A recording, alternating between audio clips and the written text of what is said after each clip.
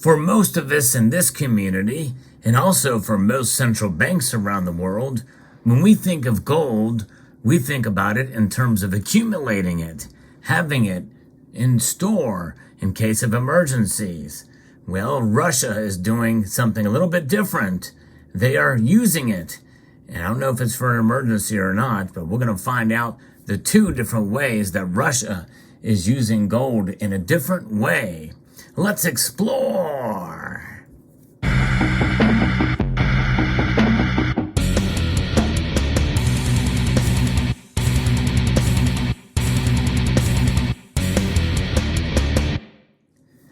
Russia is indeed doing something different than gold than what we've been seeing over the last few years.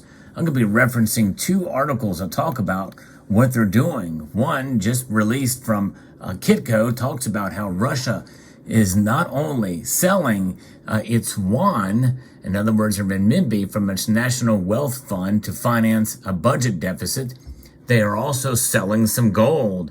And in a sense, this is a lesson we can take from what Russia is doing. They have a deficit, so therefore they're having to make ends meet by selling gold. Russia's central bank sold 4 tons of gold and 2.59 billion yuan, which amounts to about $365 million from the National Wealth Fund, accounts to raise additional money to finance the budget deficit, according to the finance ministry in Russia.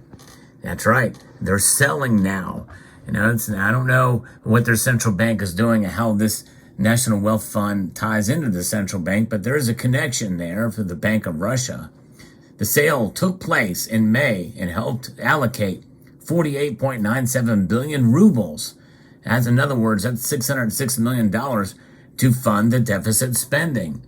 If only people and, the officials in our country did more to try to take care of deficit spending in this country, but we just keep going at it. Deficit spending seems to be the norm here. There's no balanced budget by any stretch. And some Congress people have actually suggested we have a balanced budget amendment in the past, but it has fallen on deaf ears in Congress. But in May 2023, a portion of NWF, again, that's the National Wealth Fund money, at accounts with the Bank of Russia totaling 2.59 billion yuan and 3.86 million, or 3.86 metric tons rather, of gold in the depersonalized form were sold at 48.967 billion rubles. The money earned was credited at the integrated federal budget account to finance its deficit, the ministry said. So they're taking action here. Russia reported a 3.4 trillion ruble deficit in the first 4 months of the year, citing lower energy revenues. Now, that very well could play a part of it. Energy prices have been lower, but they're starting to creep up again. And I think, in a sense, OPEC is throwing a nod to Russia in this account because of this.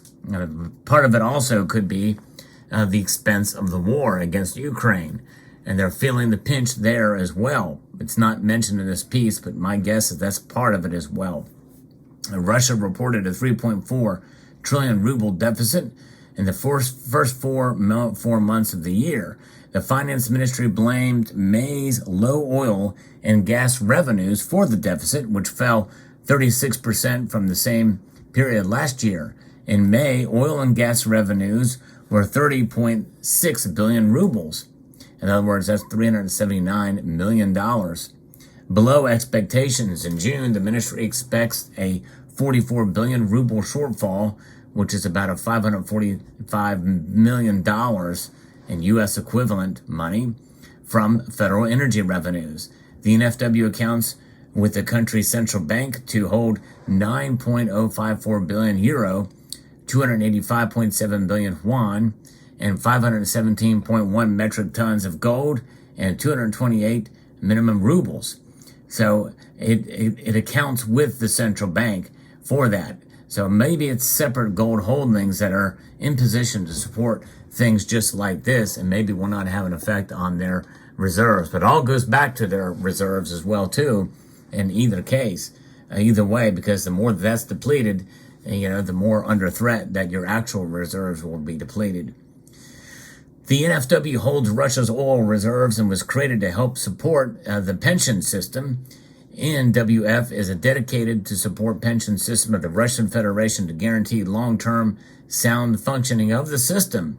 The Finance Ministry's website states the fund's primary mission is to co-finance voluntary pension savings of Russian citizens and the balanced budget of pension fund of the Russian Reserve of the Russian Federation. So that does make sense and how that is kind of tied to, but still a separate entity. The fund's assets held in euro, pounds, and Japanese yen were frozen after sanctions were introduced on Russia following its invasion of Ukraine. In January, Russia sold 3.6 tons of gold and 2.3 billion Chinese yuan from the NWF to cover the budget deficit as the income from oil and gas revenues fell. And it made the first move of its kind then. 2 years ago, the NWF ditched all of its U.S. dollar assets and boosted its gold, euro, and Chinese yuan holdings.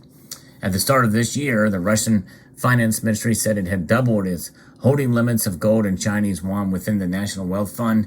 The new maximum holding limits are set at 40% for gold and 60% for yuan. So there you go. And gold is definitely a smart move that they're making there to hold, because gold is a power. Gold is a metal that transcends politics or sanctions of any sort, of any kind. And Russia knows this, and that's why they've increased their holdings and decreased the dollar there. So that is kind of a remarkable turnabout, and they're using it in this case to help close off that deficit. That is related as well, too, to what the Moscow Mint is doing now as well. In a story here that was dated late last month from MinaFN.com,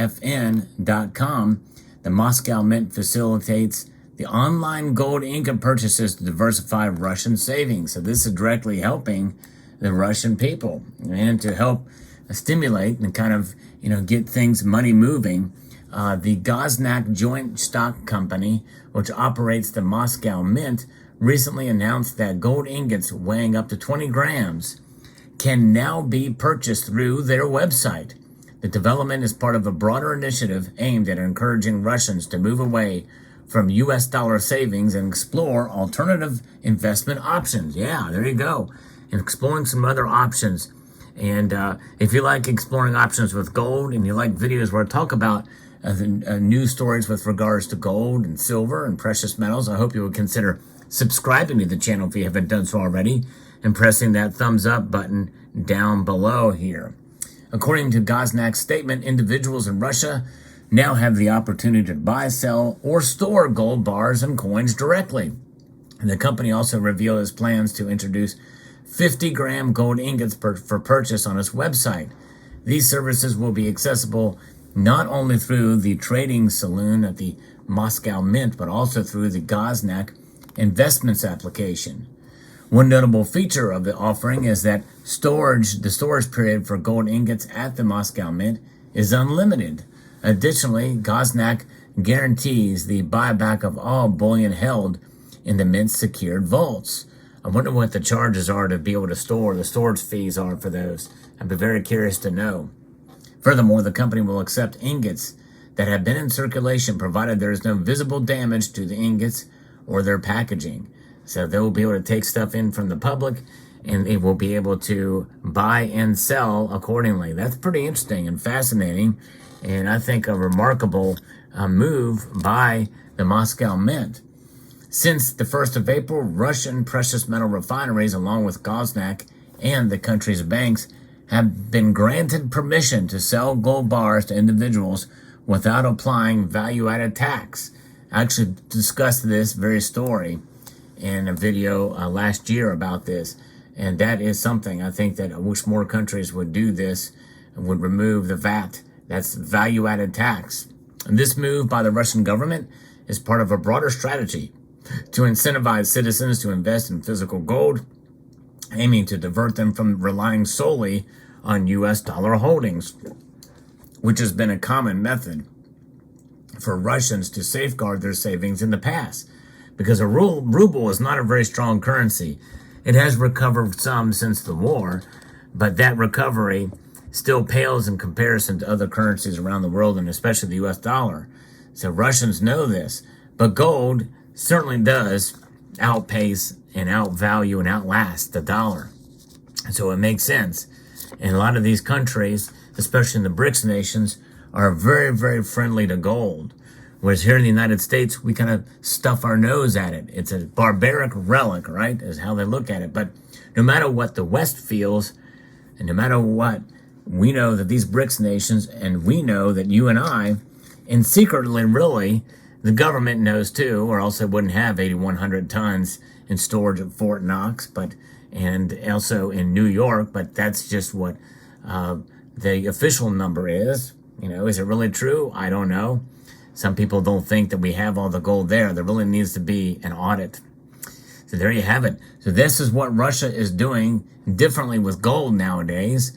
Some of it seems to be good news. Others, maybe not so good news. We'll see how it all plays out. In the end, gold is very liquid, especially for nations, and they know that. So they're using it to their advantage right now to help solve a problem. You can too by holding gold in your portfolio.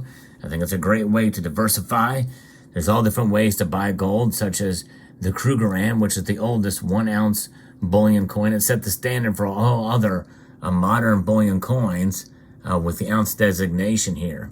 And then you can get also other old world gold coins, such as this here piece, which is 0.90 ounces.